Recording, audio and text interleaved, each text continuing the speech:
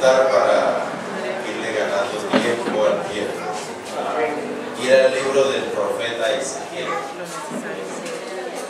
Ezequiel capítulo 37. Libro del profeta Ezequiel capítulo 37.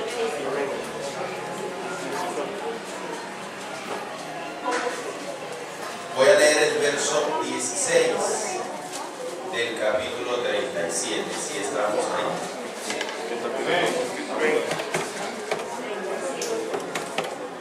Ustedes saben que los eruditos dicen que Ezequiel está entre el Génesis y el Apocalipsis. Si encontraron Génesis 37, 16. Hijo de hombre, toma ahora un palo y escribe en él para Judá y para los hijos de Israel sus compañeros. Toma pues otro palo y escribe en él para José, palo de Efraín, y para toda la casa de Israel sus compañeros. Júntalos luego el uno con el otro, para que sea uno solo. Repita conmigo, para que sea uno solo. Amén. Y será uno solo en tu mano. Le pido que cierre sus ojos. Vamos a hacer una oración y vamos a pedir que el Señor use su palabra en esta mañana para hablarnos, para instruirnos.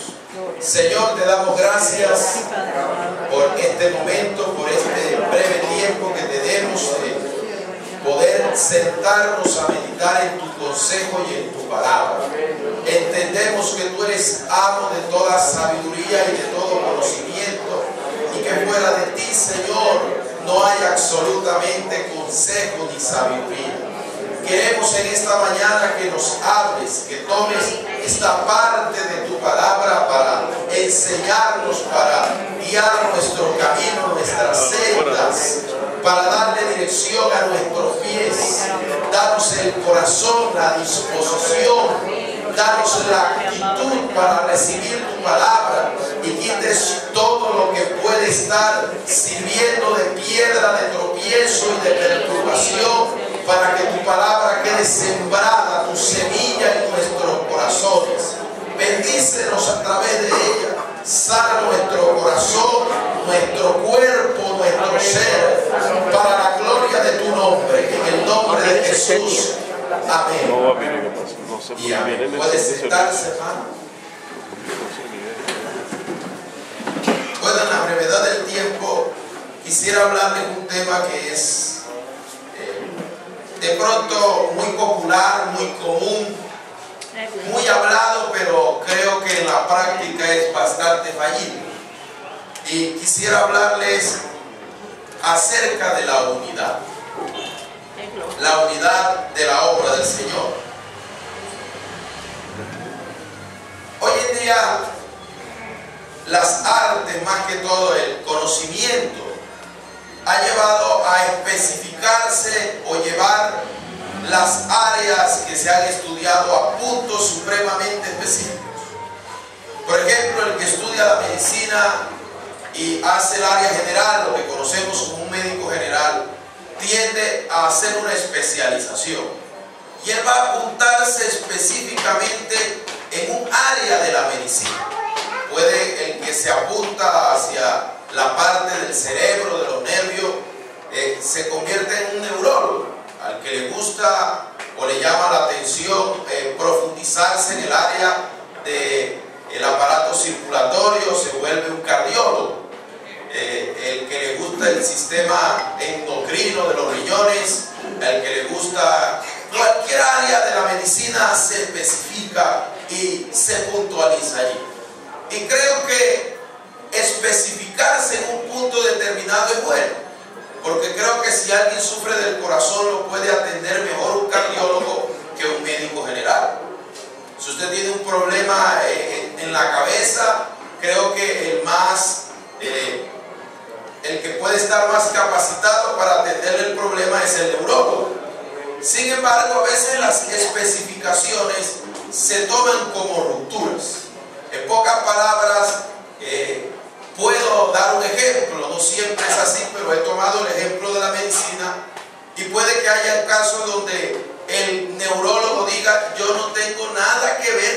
corazón. Si a usted le duele el corazón, se va con el cardiólogo, que yo no trato eso.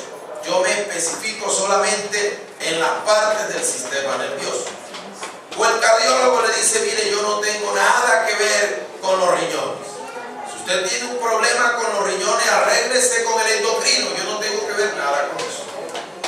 Pero cuando uno analiza el cuerpo humano, se puede llevar a una conclusión que todos los sistemas están unidos. No podríamos decir que el sistema circulatorio está independiente del nervioso, porque los nervios necesitan la sangre. No podríamos decir que el sistema endocrino está separado del sistema circulatorio, porque por ahí es donde la sangre va dejando sus desechos, que más tarde salen a través de los desechos humanos. Es decir, que aunque cada uno se puntualice en una parte específica, en una especialización, no quiere decir que no tenga nada que ver con el otro. Tienen que trabajar mancomunadamente si quieren mantener a un ser humano saludable. Un sistema o una parte tiene o está unida con la otra. Y yo creo que la obra de Dios tiene una similitud parecida, porque a veces es verdad que cada persona tiene un llamado diferente. Toda persona tiene un llamado. Unos están llamados a una cosa y otros están llamados a otra cosa. Todo el mundo tiene un llamado de Dios. Que algunos se hayan preocupado por explotar eso, que se hayan preocupado por tratar de crecer en esa área, de perfeccionarse, y hay otros que están más olvidados, o como decimos en mi tierra, están un poco más crudos en ese sentido. Pero realmente todo el mundo tiene un llamado. El apóstol Pablo da prácticamente una descripción cuando comienza a hablar de la iglesia como si fuera un cuerpo. Y comienza a decir que uno es ojo, comienza a decir que otro es oído, comienza a decir que otro es pie, y comienza a dar una descripción que cada uno lo llamó el Señor con una función diferente. Y para tratar de evitar la exclusión o esos puntos específicos, dice que el pie no le puede decir a la mano, no te necesito. Que el ojo no le puede decir al oído, no te necesito, porque el ojo ve, pero el ojo no oye. El oído oye, pero no ve.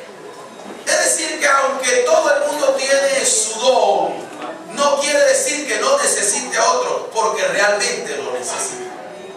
Y allí es cuando en la carta a Efesios el apóstol Pablo se inspira y comienza a hablarnos de 5 ministerios, que usted ya los conoce, que es el apostólico, que es el profeta, que es el evangelista, el pastor y el maestro.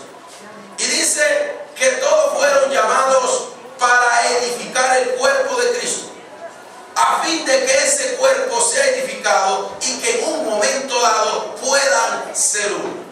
Pero el gran problema es que muchas veces los que están llamados a edificar la iglesia tienen rivalidades entre sí mismos. A veces el profeta tiene rivalidades con el evangelista, o a veces el evangelista tiene rivalidades con el pastor. El mal común es que a veces los evangelistas tienden a ser muy explosivos, son muy poco dados a la enseñanza, a dar una palabra pausada. Y en esa palabra explosiva que tiene el maestro, que es dado como más lento, como a ser más específico en los puntos más detallados, lo critica y dice, pero es que dice tantas cosas que no están exactamente como la Biblia lo dice. Y de pronto comienza el uno a ver detalles del otro y comienzan los problemas. Pero es que en las cosas del Señor nosotros somos complemento. Yo digo que esto es como un matrimonio. Que en el matrimonio a veces el hombre contradice a la mujer y la mujer contradice al hombre. El hombre contradice a la mujer porque le ve cosas que él quisiera que ella fuera como él. Pero es que si la mujer fuera como el hombre, hubiera un gran problema. Que usted no tendría la parte que le hace falta. Mire, yo conozco hombres que tienen un vacío en su carácter, no son capaces de pedir. No son capaces de decirle a alguien, me puede prestar dinero, estoy en un apuro, y mandan a la mujer, ve y dile al vecino que me preste, que ellos no son capaces. Entonces, si la mujer fuera igual que él, ¿quién va a pedir? Se necesita que el uno tenga lo que el otro no tiene, y no se comprende eso, y el otro ve al otro como un espejo contradictorio, pero es que tiene la parte que a esa persona le hace falta. Tanto la mujer tiene cosas que el hombre no tiene, pero el hombre tiene cosas que la mujer no tiene. Es un complemento. Y en la obra del Señor nosotros nos complementamos los unos con los otros. Puede que el uno tenga capacidad para hacer algo. Por ejemplo, hay personas que son buenas para hablar en público, pero son malas para hablar individualmente con las personas. Usted necesita a otro que haga eso para complementarlo, y el que es bueno para llamar individualmente a otro, pero no sabe hablar en público, entonces lo trae para que el otro hable en público. Es un trabajo mancomunado. El ejemplo de la unidad creo que nace del mismo Dios. Allí tenemos el sentido y tenemos el ejemplo más práctico de lo que es estar unidos. Se está tan unido que a veces la Trinidad es contradecida, criticada y maldecida muchas veces como apostasía, porque se hace incomprensible. Cuando hablamos de Dios, hablamos de tres personas y un solo Dios. Y eso es incomprensible porque nosotros estamos acostumbrados que un ser tiene una sola personalidad, a menos que tenga un problema psicológico. Porque hay gente que tiene problemas psicológicos, en el día son hombres y en la noche se visten de mujeres. Yo digo, pero ¿cómo puede ser en el día una cosa? Parece el hombre lobo cuando sale la luna. Se transforman en cosas. Pero generalmente una persona debe tener una personalidad, no dos ni tres. Cuando estamos hablando de Dios, estamos hablando de un ser que le maneja una sola personalidad. No, le maneja tres. Y es un solo Dios, es el mismo Dios manifestado en tres personas.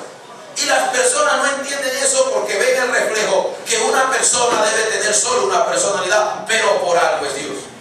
Y Jesús dijo que el Evangelio funcionaría, que la obra de Dios iba a funcionar el día que la iglesia fuera uno.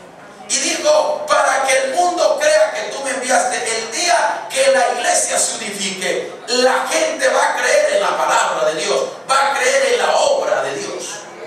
El Evangelio ha encontrado problemas porque los que evangelizan, los que están en las calles, siempre van a encontrar gente confundida. Pero es que el uno dice una cosa, el otro me dice otra cosa, una iglesia tiene un nombre, la otra tiene otro nombre. Hay una confusión, hay una gran división dentro de la iglesia. Y eso ha llevado a que el mundo se perturbe con tantas religiones y con tantas creencias, que eso ha servido de obstáculo. Y el Señor dijo, el día que se unifique, la gente, el mundo creerá. Pero la obra de Dios, a pesar que tiene divisiones, sigue funcionando. ¿Cuántos hogares se va uno de los dos? ¿Se va la mamá o se va el papá? Y el hogar continúa, pero queda un problema allí. No queda un problema en los hijos que se han criado sin padres. No queda un problema en los hijos que se criaron sin la madre. Ellos crecieron. Inclusive aquí debe haber personas que se criaron sin el papá, que se criaron sin la mamá y salieron adelante, pero queda allí como un vacío, queda como algo que se debió haber tenido en el tiempo y no se tuvo. Quedó un problema. Eso pasa con la obra de Dios. Hoy en día en la obra de Dios prácticamente hay ausencia de muchas cosas y eso va creando vacío. Yo a veces cuando me pongo a hablar con pastores me dicen, es que aquí no necesitamos maestros. Aquí simplemente Dios me da la palabra y yo la doy. Es que el pueblo crece así. ¿Cuánto les gusta comer arroz solo? ¿A cuánto les gusta comer carne sola? ¿O cuánto les gustaría comer solo ensalada? Yo creo que cuando usted va a cenar tiene que haber un poco de cada cosa. Y hay personas que se limitan a usar simplemente un tipo de ministerio y coma arroz, y coma arroz, y coma arroz, y coma arroz. Y usted crece pero amarillento dentro. Cuando usted vaya al médico le va a decir, oye, pero usted como usted es vegetariano, usted no le gusta la carne. Porque le hace falta el complemento. Eso es lo que ocurre. Cuando se utiliza solo algo, queda el faltante de la otra cosa. Y no habría que negar de que las divisiones están presentes dentro de la iglesia. Y no crea que las divisiones son aquellas donde va y se lleva 10, se lleva 20 y se llevan 30 hermanos. Eso le llaman división, y yo entiendo que eso es una división. Yo creo que cuando un líder se va de una iglesia, váyase solo. Si Dios le dijo que se fuera, váyase usted, pero no se arrastre 20 ni 30. Si quiere almas, gáneselas, pero no las arrastre. Si Dios le dijo que se vaya, váyase, pero usted solo. Y prácticamente las personas, cuando hablan de división, se viene a la mente eso. Pero es que a veces la iglesia, aunque está dentro del mismo local, está dividida.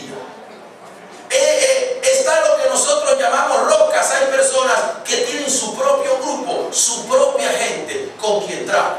No le voy a quitar que usted tenga más amistad con un hermano que otro. Yo no le puedo quitar eso. La confianza no se exige, la confianza se gana, y hay gente que se la ha ganado. Pero a veces hay una separación donde usted encuentra una iglesia fragmentada interiormente por muchos motivos. Y no quisiera aguarle la fiesta, pero las divisiones siempre van a existir. Cuando el apóstol Pablo estaba allá en Corintio, analizó un gran problema, que dentro de la iglesia de Corintio había una división. Y el apóstol Pablo comenzó a darle una explicación a la iglesia, porque el uno decía: yo soy de Cefas, el otro decía: yo soy de Apolos, el otro decía: yo soy de Pablo, y otro decía: yo soy de Cristo. Había una separación, la iglesia estaba dividida, cada uno tenía su líder. Y el apóstol Pablo tuvo que traer una corrección y dijo: todos ustedes están equivocados, porque yo no salvo a nadie, ni Cefas, que es el nombre en arameo de Pedro, va a salvar a alguien. Ni creen que el que va a salvar a alguien aquí es cualquier líder como Apolos. Aquí, si alguno tiene la salvación y va al reino de los cielos, en Cristo. Ustedes son de Cristo, ustedes no pertenecen a ninguna persona. Y en eso hay que estar muy presentes, que a la hora de la verdad, dentro del reino de Dios, no existen las personerías jurídicas. En el reino de Dios se entiende que en la tierra se necesita, porque hay leyes terrenales, pero en el área espiritual las personerías jurídicas no existen. Y de pronto pueden haber líderes y pastores que no se hablan, porque no estoy diciendo nada oculto. Hay pastores que no me tratan, porque usted de allá, yo estoy acá, y pasan por la calle muchas veces, y el otro pasa por la acera, y este pasa por este, y no se saludan. Pero es que el problema de la unidad representativamente está arraigado más que todo en los líderes, porque hay líderes que no se hablan, pero un hermano ve pasar a un hermano de otra iglesia y lo saluda: hermano, Dios lo bendiga. Y hay momentos que un hermano le dice al líder: hermano, hay un evento por allá y me voy a ir, y le dice: no hay permiso, y se va.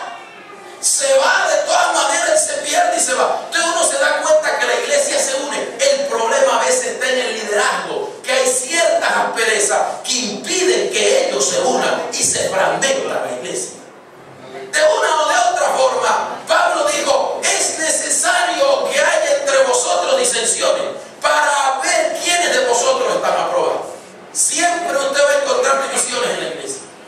Siempre va a encontrar usted gente que se separa, gente que no gusta de alguien, que no quiere que lo miren, que no quiere que lo traten, que no quiere que le hablen, delicados. Va a encontrar todo tipo de personas, y las divisiones van a existir. Y Pablo decía: es necesario que eso pase. Y no solamente en la iglesia, las divisiones tienen origen en el reino de Dios, porque el primer divisor fue el diablo.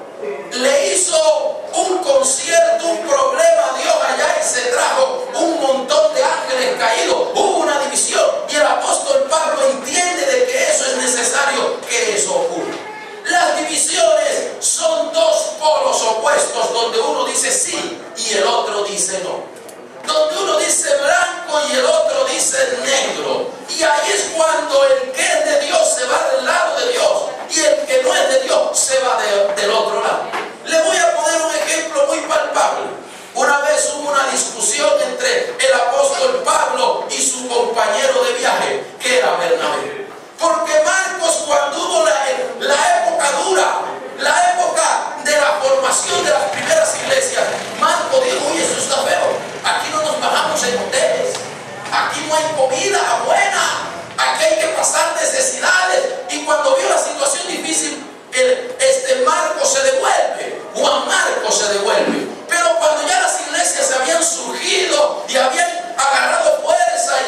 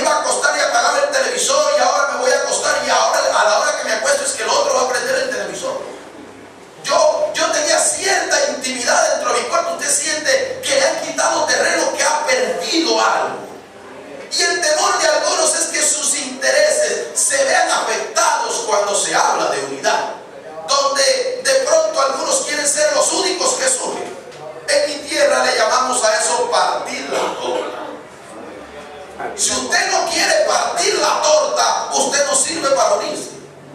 Porque cuando usted monta un negocio con otro, usted tiene que partir la torta. Las ganancias no son solo para usted. Y siempre hay un vivo que quiere llevarse la mayor parte del pan. Y cuando uno está unificado con otra persona, debe entender que tiene que partir con la persona la bendición, que no es solamente para mí. El gran problema es que todo el mundo quiere buscar lo suyo y no quiere dejarle nada a nadie, y así nunca va a haber unidad. Amén. Se debe compartir las cosas de Dios. Hay momentos en que uno tiene que ceder y hay momentos en que uno puede ganar. Hay momentos en que va a sentirse incómodo por darle espacio a otro, pero hay momentos en que le van a dar espacio a usted. Si usted sigue por sus propios intereses, la obra del Señor sigue, pero defectuosamente, con algunos convenientes y con algunas malas circunstancias. Para acelerar un poco, porque el tiempo es bastante breve en este servicio, quisiera hablarle de algunos principios fundamentales que hacen que la unidad sea una gran realidad. En el poco tiempo o la poca experiencia que tengo, siempre he estado en algunas reuniones donde pastores de una zona o líderes de una zona se reúnen para hacer un evento. Y entonces, cuando viene el momento de la parte grande, quién va a predicar en el lugar, quién va a dirigir en el lugar, ahí es donde se presenta el problema, porque todo el mundo quiere la mayor parte para ellos. Nadie quiere prácticamente cederle la oportunidad a otro. Sin embargo, aunque se reúnan ministros y se reúnan concilios, eso realmente no trae la unidad. La intención es buena, pero la unidad no es una obra humana. Hoy en día, y más que todo en estos días, usted puede prender las noticias, el bombardeo que Israel está haciendo en Gaza. Unir a musulmanes con israelitas es un imposible. Lo han intentado los americanos, lo han intentado la ONU, lo ha intentado la OEA, lo han intentado las ONG, las organizaciones internacionales, la Cruz Roja. Quieren unificar algo, pero es que la unidad no es algo humano. Cuando alguien unifica algo, tiende a desbaratarse. El imperio de los griegos lo unificó Alejandro Magno y demoró pocos años y se desbarató otra vez.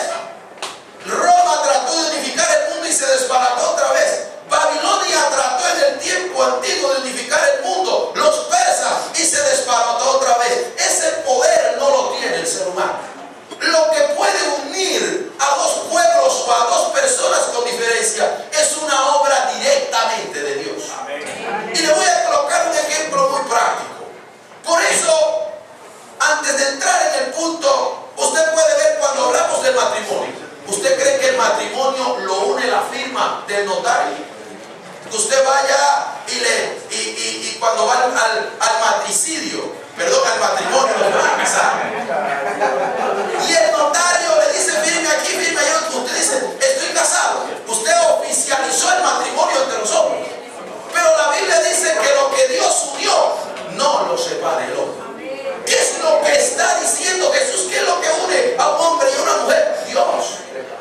El ejemplo más práctico del mejor matrimonio y del matrimonio con abismos más grandes que hubo fue el de José y María. Que usted ve que cuando María que concibe del Espíritu Santo y queda embarazada, inmediatamente José, que estaba desposado con ella, sabía que todavía no había tenido relaciones con ella, y cuando la ve embarazada toma la decisión de dejarla. Ya el matrimonio estaba destruido porque José entendió que ella había fornicado, que ella le había sido infiel, que ella había tomado un rumbo diferente, que era una mujer inmoral. ¿Qué había que hacer allí? ¿Cómo había que resolver el problema? Se apareció un ángel, le explicó a José lo que ocurría y el matrimonio volvió a unirse. Si no hay una intervención, si el mover de Dios no está en un matrimonio, eso se va a deshacer.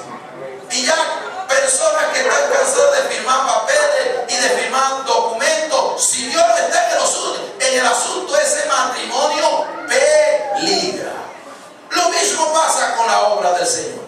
La obra de Dios la mantiene unida es Dios. Es Dios quien la mantiene unida. Por eso cuando hay hermanos que están mal espiritualmente, se aíslan del cuerpo. Porque están mal espiritualmente. Se dejan de congregar. Se aíslan de los hermanos. Pero el que está bien espiritualmente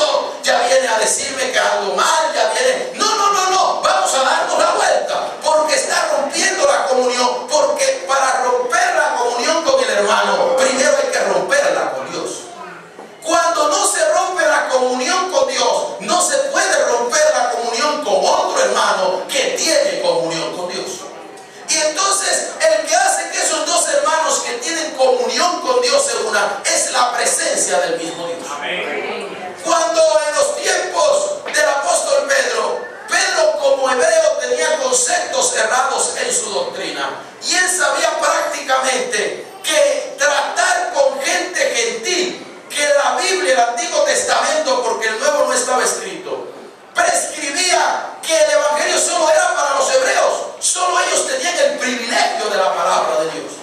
Pero hablar con un gentil era una abominación. Sin embargo, Pedro llega a tener una experiencia cuando él sube a una azotea y ve una cantidad de cuadrúpedos que bajan en un lienzo, y una voz le dice: mata y come. Cuando él escucha la voz, el apóstol Pedro contesta y dice: nunca he entrado cosa inmunda en mí. Y la voz le repite y dice: no llames inmundo a lo que yo he santificado. Ya Dios venía tratando con él. Cuando el lienzo desaparece, viene otra palabra y le dice: hay unos hombres que te van a venir a buscar, no rehuses ir con ellos. Cuando el apóstol Pedro baja de la azotea, la puerta la tocan unos hombres enviados por un hombre que se llamaba Cornelio.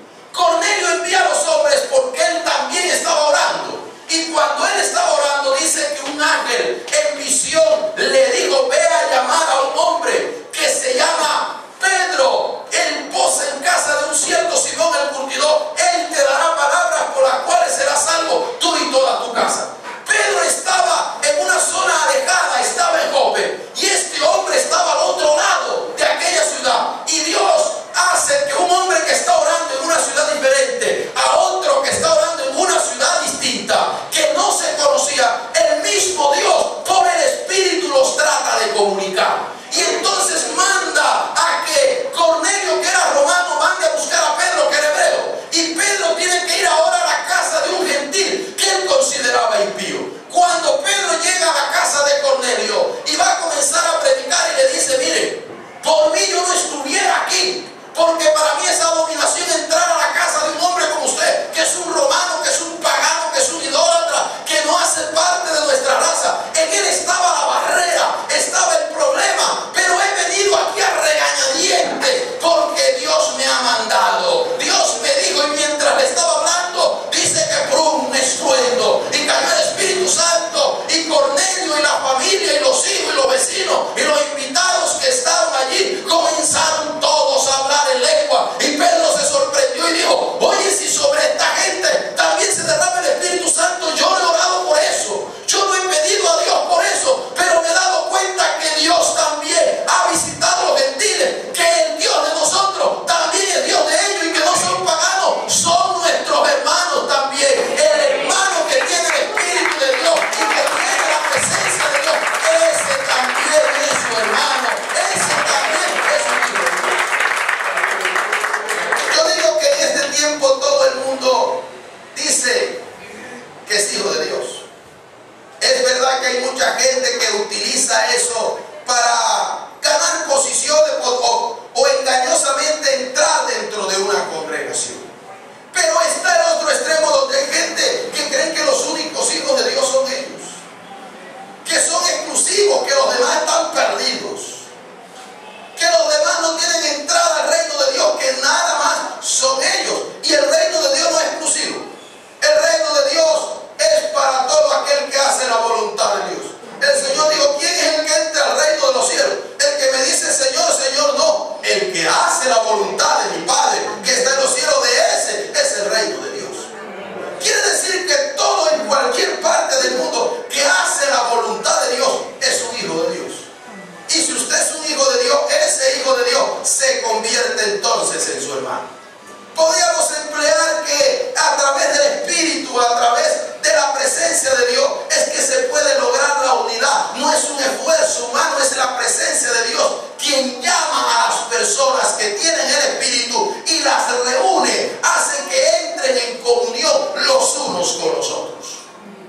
Podríamos también entender otro principio prácticamente básico. Hay algo que lleva a la unificación de la obra de Dios, y es el amor. Cuando le estoy hablando de amor, tenemos que quitarnos ese sentimentalismo. Hablo de sentimentalismo a todo aquello que es un sentimiento excesivo. Los sentimientos los hizo Dios, pero no podemos excedernos en los sentimientos.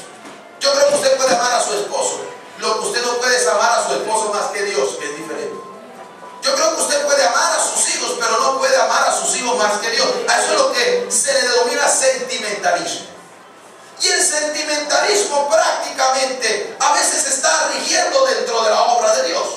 Los sentimentalismos desaparecen. Usted lo puede sentir fuerte ahora, lo puede sentir vigoroso. Lo puede sentir usted que lo tiene metido en la sangre, que le corre por las venas. Cuando la veo, se me para la respiración, se me sube la temperatura. Eso le pasa. Porque yo considero que cuando una persona se enamora no puede perder la cabalidad. Creo que se puede emocionar, pero no puede perder la cabalidad. Entonces hay que distinguir el emocionalismo realmente de la emoción.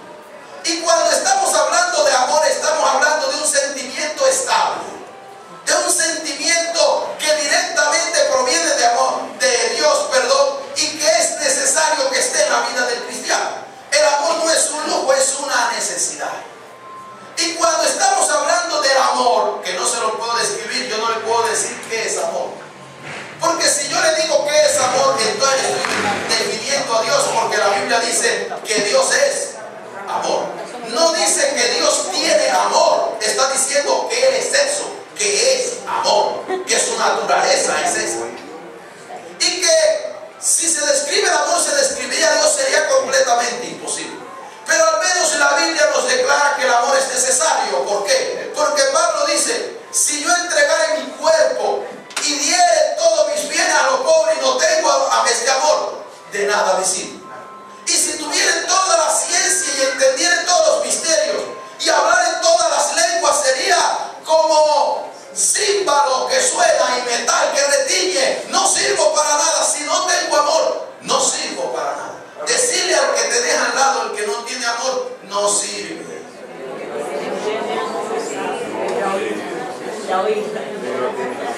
¿Cuál es la instrucción bíblica? Si una persona no tiene amor, no sirve. De tal manera que el amor es una necesidad. Usted, para poder servir, y cuando estoy diciendo de servir, no es simplemente la práctica de poder ser útil a alguien, sino de poder ser algo delante de Dios. Si usted no tiene eso, no sirve, no está apto para la obra de Dios.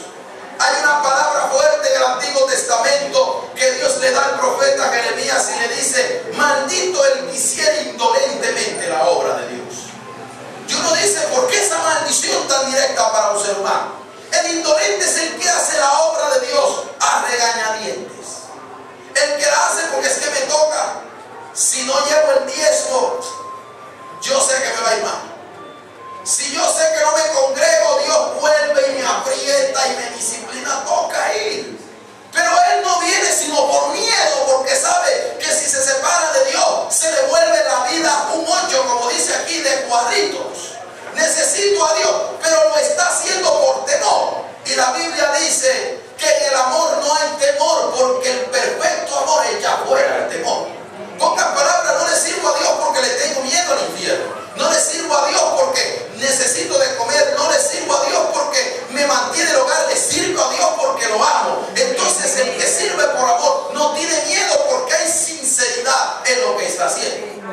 Y la obra de Dios crece basándose en eso. Yo podía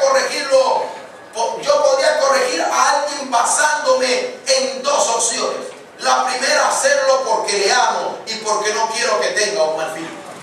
Y en la otra lo puedo corregir sencillamente porque le estoy buscando la caída, le estoy buscando el defecto, le estoy buscando el error, lo quiero destruir, quiero acabar con él, y apenas se equivoque, le voy a caer encima. Esas son dos opciones totalmente diferentes. Y le voy a colocar un ejemplo práctico en la Biblia. La gente veía en Jesús algo especial, pero el tener algo especial hace que la gente te ame, pero el tener algo especial también hace que la gente te odie. Cuando muestran y dicen el mejor futbolista del mundial, hay gente que dice que buen jugador y hay otros que dicen cuándo se va a equivocar. Y comienzan a sacar los defectos y los errores que tienen. Les da envidia. El amor trae personas que te admiran, pero también atrae envidiosos. Y Jesús tenía gente que lo admiraba, pero tenía gente que lo envidiaba. Y los envidiosos estaban detrás de él, buscándole el error y el defecto para caer. Y una vez, como no se lo encontraban, como no le veían el defecto, no le veían la falla, entonces cuando la gente no ve la falla, se la inventa. La crea la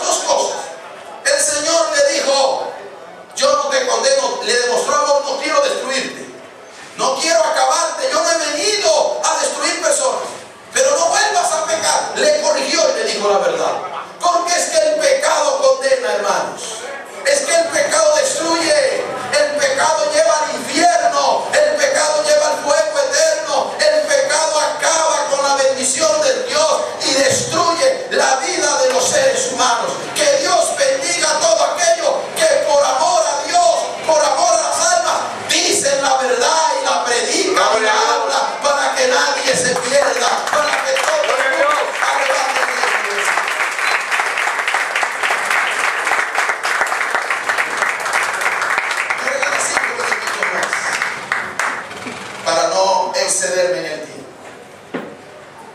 Considero que el otro punto que quisiera tocarles es un tema extenso, pero al menos lo esencial para mantener la comunión es tener paz.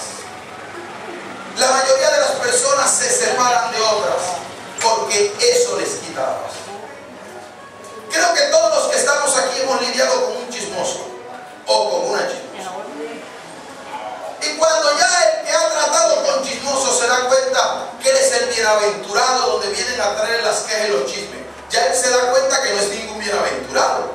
Que cuando llegan a llevar el chisme y el chismoso, la chismosa se va hablando de él también, que él también cae en la colada.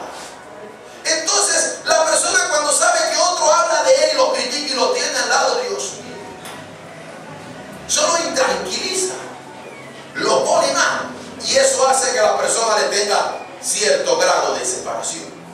Cuando las personas tienen mal comportamientos indebidos, que son imprudentes, todo el mundo le guarda cierta distancia, cierta separación, porque esa imprudencia, ese trato indebido, quita la paz.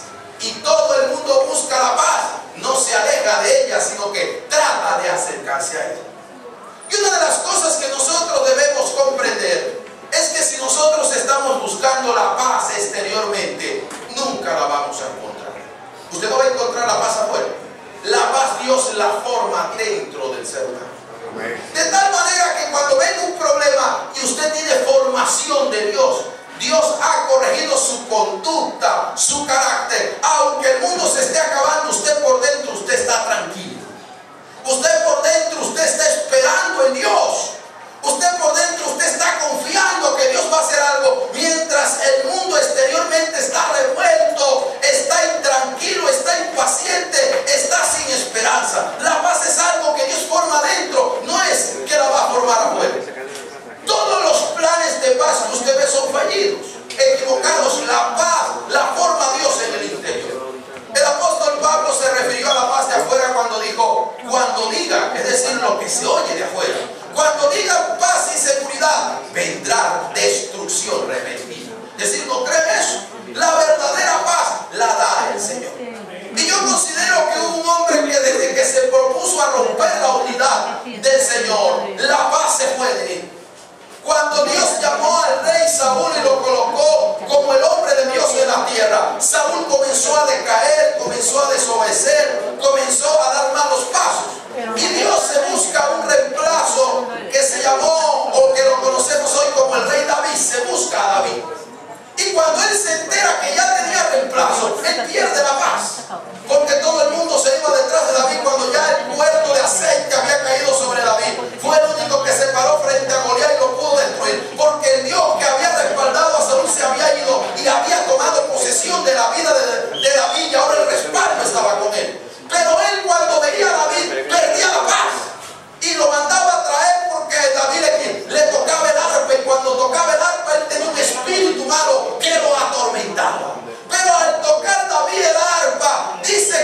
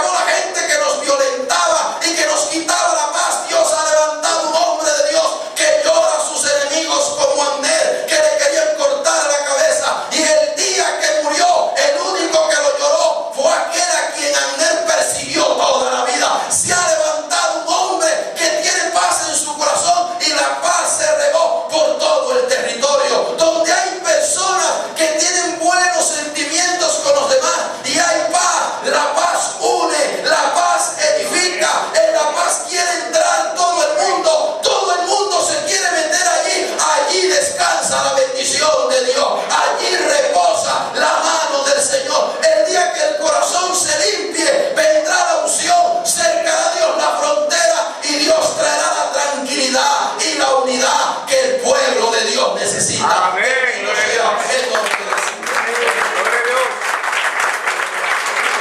Hermanos, necesitamos tener paz. Amén. Estar tranquilos. Mire, el que odia tiene un problema con esto también. Tiene un grave problema. Anda amargado.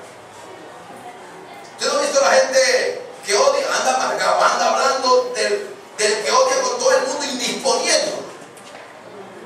Son personas que no tienen paz interior. Y saben que está haciendo el odiado. Está muerto de la risa por allá.